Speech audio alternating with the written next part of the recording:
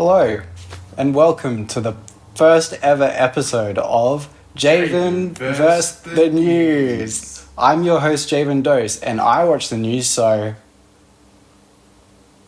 you don't have to. This week, there's been no news. Yep, pilot episode, no news. But don't worry, I've made a compilation of nice, unscary pictures to look at. So let's have a look.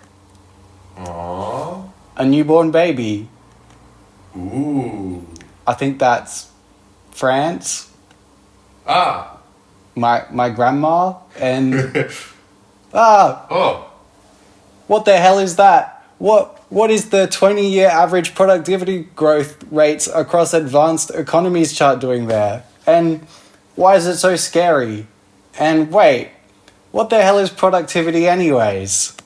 Oh, I'm glad you asked. Productivity is basically output per hours worked, and Australia has not been doing great, specifically here, which is why... That's why the roundtable that I'm convening in August Jim Chalmers is such a well-timed opportunity. The roundtable will be about shaping the direction for long-term economic reform, building consensus on national reform priorities for this term of government and beyond. And so, the Productivity Roundtable was born. Scheduled for this week just past, Dr. Chalmers invited a total of 25 to a summit of 3 days so they could get to the bottom of it all. And I know what you're thinking. 25 experts? Where was my invite? Don't worry. You have not been forgotten about. There are 25 people who have been handpicked who will be in the room over the next 3 days. I see my job as representing the 27 million Australians who are not in that room. Are you opposed to expertise, Ted O'Brien? Am I opposed to expertise, did Correct. you say, Sarah? I did. I don't understand the point of your question, I'm sorry. What do you mean? Who better to represent we, the people, than the one and only Ted O'Brien, Deputy Leader of the Opposition and Shadow Treasurer. Now, as the current Shadow Treasurer, I'm sure he has some profound ideas to really show Jimbo Chalmers that he should be the one who gets the national credit card. So, Ted, what have you got for us? There's a basic rule. Households are applying this right across Australia right now. And that is you've got to live within your means. So how would you live within the means of the Australian budget? I think you're in a position already to give the Australian people some idea of where you're looking to cut spending, to put that amount of money on the table for defence. Again, Sarah, I'm not going to be announcing policy this evening. I should have seen that one coming. Maybe there will be some other guests at the roundtable with more tangible ideas. Oh, ACTU Secretary Sally McManus, what did you have in mind? What are the proposals you're putting forward, particularly in the area of tax? Well, one of the biggest issues in terms of living standards for younger people in Australia is the issue of housing affordability. So are you talking about negative gearing and capital gains tax breaks? So we're going to take a proposal that both negative gearing and capital gains tax should be reformed. That doesn't seem like such a bad idea. Negative gearing does give unnecessary tax breaks to the people who need them the least, especially in the housing crisis.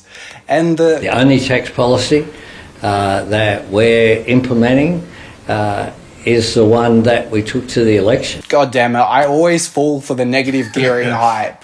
So what are we going to do then? Anybody? You know what we need? We need some good journalism from the ABC. So what's this? Today, thank you to good journalism from the ABC, we've got more leaks ahead of the Productivity Roundtable. All right, that's enough. I love leaks. Go on, spill the beans.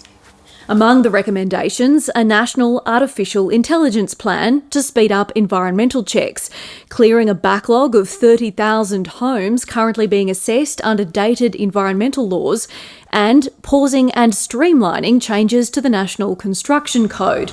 Okay, see, now we're getting somewhere. Like, I'm sure there's a decent amount of bullshit jobs, especially in the government, that can be assisted with AI, so fair enough. And clearing a backlog of 30,000 homes, that sounds like a good idea. And the last one, I mean, I assume the National Construction Code is like the rules you need to follow if you want to build anything. What's up with that? So the construction code, the National Construction Code, it's now out to about 2,000 pages of detail attached to that. There's about 165 standards that are applied.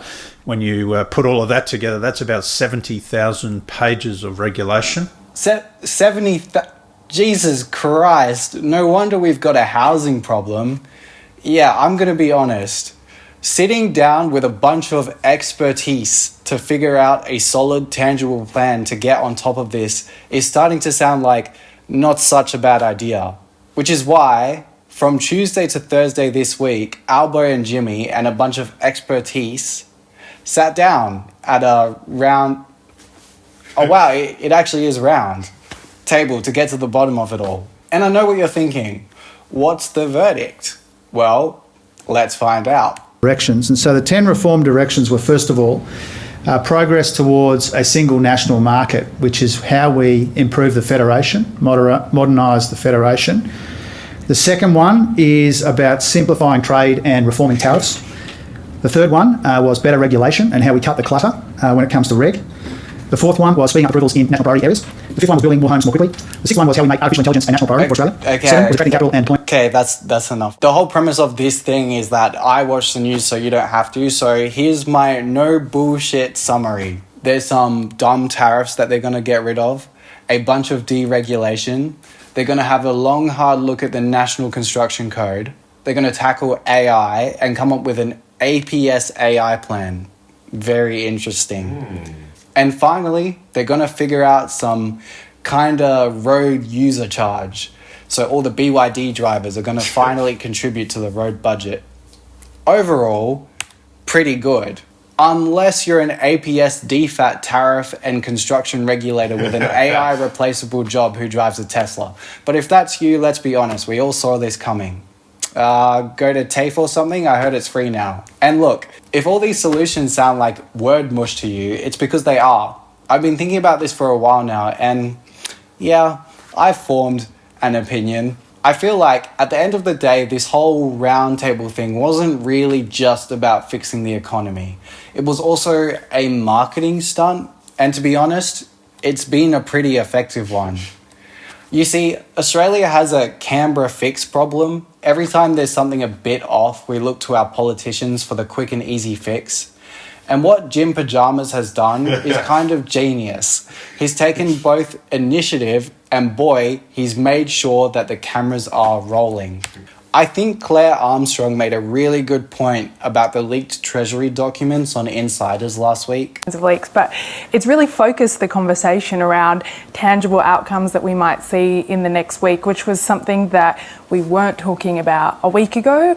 Yeah, if you told me Jim Chalmers leaked those Treasury documents to the ABC himself, I wouldn't be surprised, because this isn't just about fixing the economy, it's also about spectacle, right? About looking like you're fixing the economy. With every new algorithm update, politics is quickly becoming more of a performance, and this week, Jim Chalmers put on a bloody good show. And to be honest, if it works, if change really happens, I'll buy a ticket every time. And with that, now it's time for Comment of the Week. This one's from... This one's from Jesus Christ. Let's see what he has to say. Oh, Jayvin, it's me, Jesus. It's been a while, Sorry I haven't reached out sooner. I've just been super busy with all that Israel-Palestine stuff. What a shit show, Really started getting to my head, so I decided to take some long service leave, Has any progress been made? Last time I was there, we finally got a ceasefire deal. Is that still a thing? Maybe it's time for another flood lol. And no, I never promised not to do another flood. That whole thing is a myth. Like, of course, there was a fucking rainbow. It's been raining for 40 days. Straight LFAO. Anyways, what's been up with you? You haven't prayed to me.